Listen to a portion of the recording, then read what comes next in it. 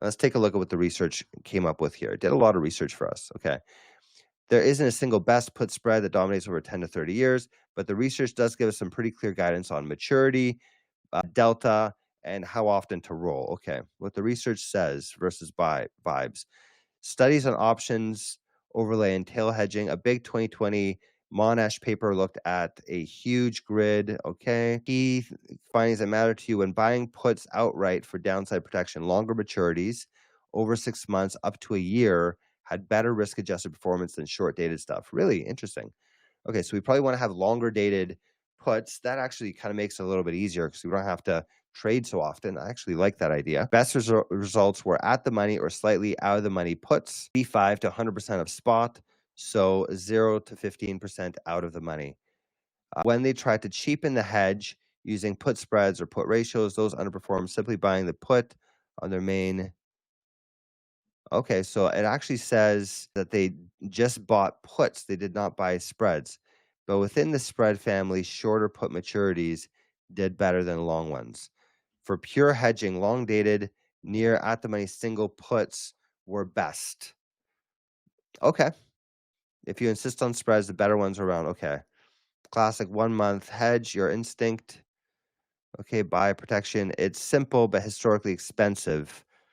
Okay, so maybe we just buy puts. Maybe we don't buy the spreads. That's what it seems like. That's actually a lot simpler as well. Okay, so let's see where to take this next. Define the choices. Okay, so what is your recommendation? What should I be doing? What do you think is the best option for me? I think we should be buying puts with a 1 year maturity. Okay, here's the clearest. Okay, they want to profit the most research supported structure, a 60 to 90 days, slightly out of the money vertical put spread rolled monthly. What? What are you talking about? I thought you just told me that owning single puts and not the spread was the best thing. Why are you now all of a sudden advocating for puts spreads again? And I thought you said it should be 6 months to a year expiration. So why are you all of a sudden saying 60 to 90 days? I don't understand why you're going against what you told me the research was. Yeah, because it literally told me here, right? It's saying the research that it did, classic 1 month, okay, hedge, what the research actually says, study on option, right? Tail hedging, right? Pure, long dated, near at the money single puts were the best.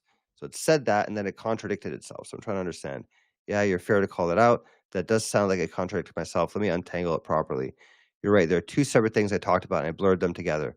What the research actually says, clean version, from long-term academic institutional research on hedging and equity portfolio, if your goal is to minimize drawdowns and improve risk-adjusted returns over decades, then the studies tend to find that single long puts, not spreads, with longer maturities, yeah, exactly, often around 6 to 12 months, strikes around at the money to slightly out of the money, have historically given better risk-adjusted protection than put spreads, collars, or constantly rolling short-dated out of the money options.